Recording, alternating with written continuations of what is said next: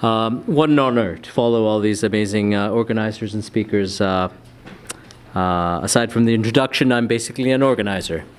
As an organizer, I guess I could say I cut my teeth in organizing here in the streets of Vancouver, but also in the forests of British Columbia, and really growing out from this place across the lands of unceded First Nations territories west of the Rockies.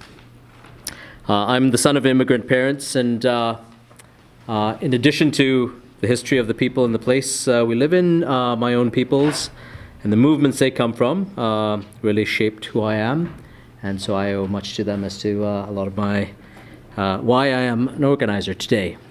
My mother used to say when I was growing up that in order to really understand where we need to go looking ahead, we need a deeper understanding of where we've come from. And really that's, I think, for me, always been a guiding tenet of how I see or understand organizing strategy. And that's what I'd like to share a bit with you today, some reflections on my last 30 years of organizing across the land. The 4 points I thought I'd kind of present largely as concepts to consider and guiding principles, if you will, for organizers amongst you, are A, that we need to decolonize our movements, our minds, and our practice.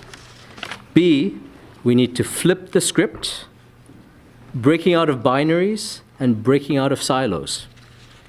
C, we need to lead with visionary opposition, solidarity in service and action, and relational alignment.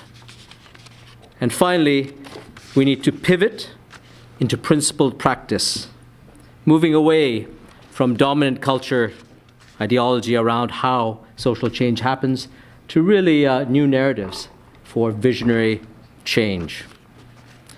Let's start with decolonizing our movements, our minds, and our practice. Here on the lands of the Tsleil-Waututh, the Squamish, and the Musqueam, and all the neighboring cousins of theirs, I think there's been a deep dialogue for a few decades now on how our movements decolonize our thinking, our practice. Quite recently, however, I heard the most beautiful capturing of what decolonization meant from a fellow veteran organizer. And she said, decolonizing fundamentally is how we restore our relationships, our relations with the land and each other. To me, that captured a lot of what we really need to do as a guiding principle. And I would say a lot of what we really need to do is really look at those peoples and cultures who live closest to the land for the thought leadership that really needs to guide us out of the crisis we live in today. A story I like to share with a lot of the younger folks that I organize amongst is the story of the platypus. The first European, the first British biologists and naturalists to arrive in the land now known as Australia, when encountering indigenous elders and Aborigine elders, were told about these strange mammals, Duckbill Platypus and others, that laid eggs. The reaction was total disbelief and a dismissal of indigenous knowledge as being ignorant, primitive, with no idea of what mammals could or couldn't do. It took about 200 years for the first platypus in captivity to lay an egg in front of 500 elderly white men for the Royal Society in London to finally establish that, yes, duckbill platypus actually do lay eggs. That is the time frame we're looking at. It's about 200 years that Western European science is behind indigenous knowledge. And that is a reality even today we need to consider when tackling some of the largest ecological crises that we face today. Based on that, I'd say we need to really question and deconstruct a lot of the dominant culture assumptions and narratives and constructs and even ways of looking at where we're at and how we change the world around us. And that has played an important part of in how I organize and why I organize in the communities I do today. As was mentioned, the alliance I work for is really more of a social movement built bottom up, community by community, across some of the poorest communities on what we know as Turtle Island. Indigenous communities, African American communities, Asian Pacific Islander, Latino, various other migrant communities, mostly communities of color, but also numerous working class white communities where white folks, like in Appalachia, in parts of the Rust Belt, are as poor as communities of color, often as poor as communities of color. And it's really along those race-class lines that we've organized a lot of our alignment. I'll reflect on some of what we've learned from that alignment process a bit more, and later we could, I'd be happy to answer questions about the organizing effort itself. So the second piece I'd like to present is that we need to really flip the script and break out of dominant culture binaries and false senses of systems analysis. And when I mean as an anti-capitalist space, I'm assuming that upending hegemonic power is just a given, accepted norm here, and folks wouldn't have problems with that. However, I think the left particularly needs to examine a bit closer how we flip the script, how we're upending power. Because even in the historic traditions of the left, there's a lot of assumptions we make in reacting to dominant culture norms or even theory, where we get caught and trapped in reactionary modes of organizing and thought. I'll give an exact example, like thinking about binaries. Jobs versus environment is a perfect one. In my early days as organizing as a tree planter in BC, that was the biggest thing we encountered in the 70s and 80s, is how do we actually break the dominant narrative around industrial productivity and the forest management of our forests here in BC. What we were actually able to do in our dialogue with First Nations and what were the first generation of eco-foresters on this land was an understanding that if we studied the ecological systems and looked to our elders, our big brothers and sisters who've lived on this land 20,000 years longer than us, for a knowledge of how these ecosystems functioned, we could actually generate more productivity and jobs by really, working with nature as opposed to destroying it. Yeah.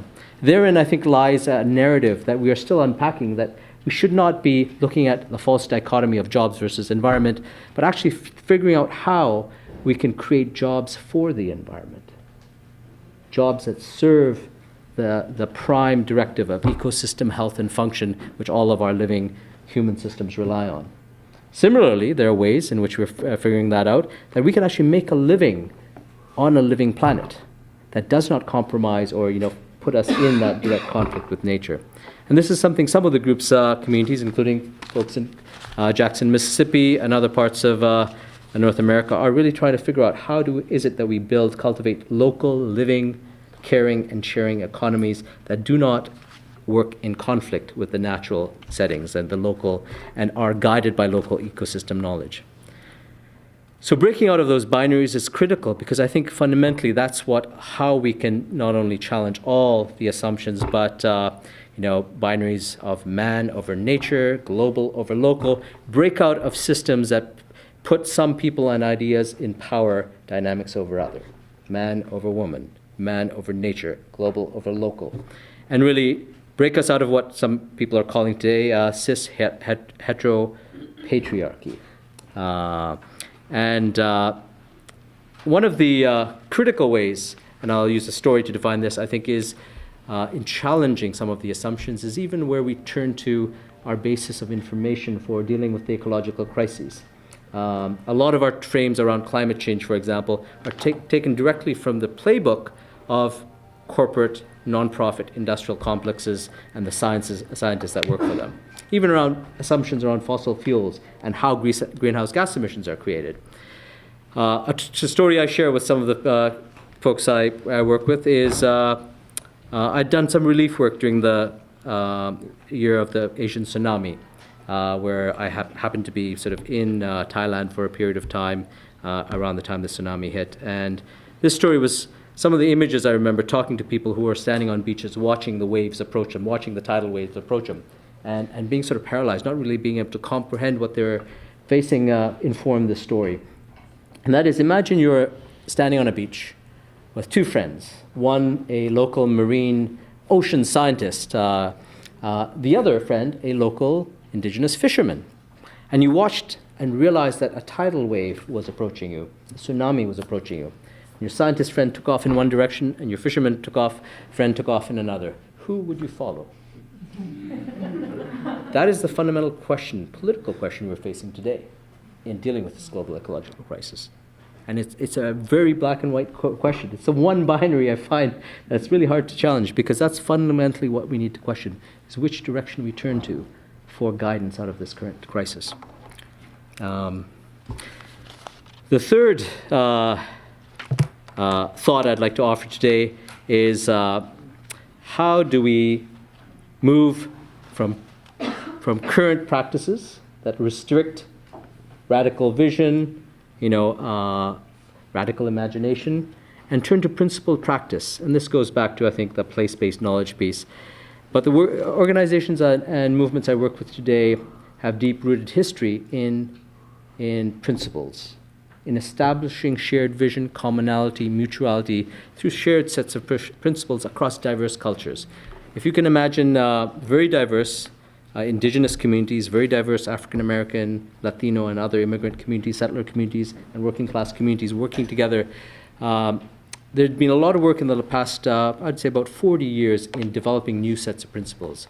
At the first People of Color Summit in 1991, there was an articulation of 17 principles of environmental justice.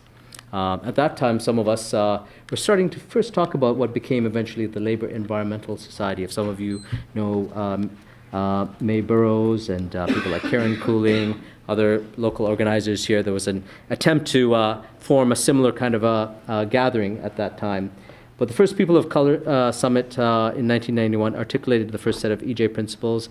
That went on to inform a whole new movement, and a movement around environmental and economic justice. That was seen as quite different from the more mainstream, more bourgeois non-profit-run environmental movements that looked at parks as being separate from human beings and human conditions, looked at biodiversity and nature as being separate from the human condition.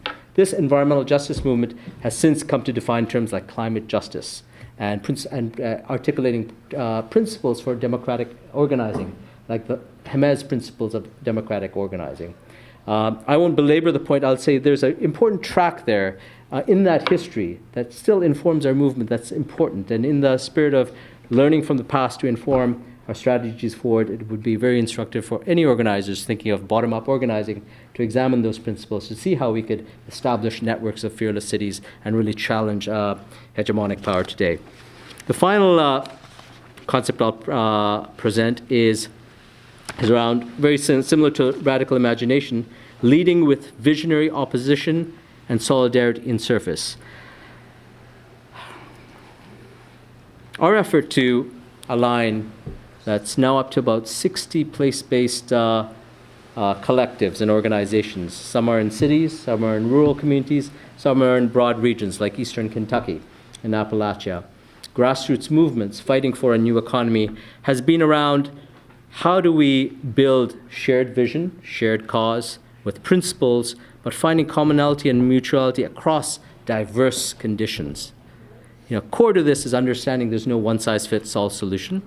And one thing that fundamentally differentiates our movement from a lot of the larger nonprofit complex that defines the challenges we face today are the fact that in recognizing that place-based leadership is important, we recognize that diversity of solutions necessary to address some of these global crises, interlinked crises. Some of our efforts have really led to sharing that has been helpful. What kind of models, like worker cooperatives or land cooperatives, or models in community housing, models in public transportation that can be shared across communities, what are political strategies that can be shared, but ultimately really rooting ourselves in a transformative vision that is really place-based, aligned along principles. And it's taken about 6 years to actually, took about 6 years we went through a process which we called ourselves an alignment process before we actually could call ourselves an alliance, where there was a high enough level of consensus in unifying very diverse conditions and very diverse aspirations with common principles, values, and shared political purpose in the long term to get to that point. Today, we are taking that alliance and actually trying to form bigger alliances, and this speaks to the second question, and I know I'll close it out by saying the newest alliance that we've formed, actually coming out of the People's Climate March in 2014, which was a march that was actually convened by the Indigenous Environmental Network, one of our founding alliances. even though it is, the story has become more of a nonprofit one. It was a march where indigenous peoples and environmental justice communities in New York said, well, the UN is coming to town, let's change the narrative. Let's no longer talk about climate change in terms of greenhouse gas emissions reductions and fossil fuel, but let's talk about how this is a moment where, to address the root causes of this crisis, we have to look at the drivers and really change the fundamental economic drivers themselves. And in doing so, recognize the people on the front lines of the crisis, indigenous and frontline communities, had the greatest leadership, knowledge, and vision of how that economy needs to be changed. And the working class built around us, represented by the unions and their collectives, are critical to helping us build the new economy that takes us out of this crisis. This has led us to defining a new movement. We're calling it Takes Roots to Weather the Storm. The first set of alliances that are part of this movement include the Indigenous Environmental Network, the Rights to the City Alliance, the Climate Justice Alliance, and the Grassroots Global Justice Alliance. And what we would propose is to build this global movement of movements that can pull together the countervailing force to challenge, the power of multinational corporations today. We need to see that community should be what is really the site, of struggle, and transform the narrative from cities and states to community. That's really the core organizing principle. Thank you.